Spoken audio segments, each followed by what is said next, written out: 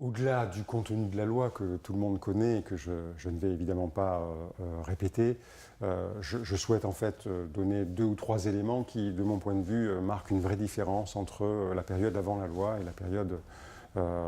qui a suivi la mise en œuvre de la loi. Le premier élément, c'est sans doute le changement de la relation entre la gouvernance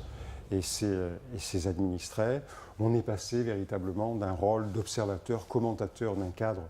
que l'on considérait comme étant contraignant, à un rôle de stratège qui se doit d'expliquer ses choix et surtout de faire adhérer sa communauté sur les décisions qui sont prises. Le deuxième élément qui me semble ressortir, c'est bien sûr l'exigence de professionnalisation accrue, d'anticipation, de rigueur qu'on demande désormais aux établissements, qui fait qu'aujourd'hui le système d'information devient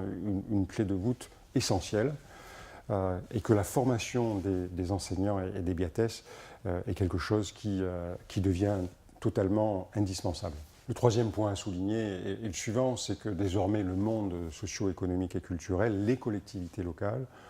considèrent les établissements d'enseignement supérieur et de recherche, en l'occurrence les universités, comme de vrais acteurs avec un pouvoir de décision qui va permettre, en même temps que ces deux acteurs, de construire le territoire.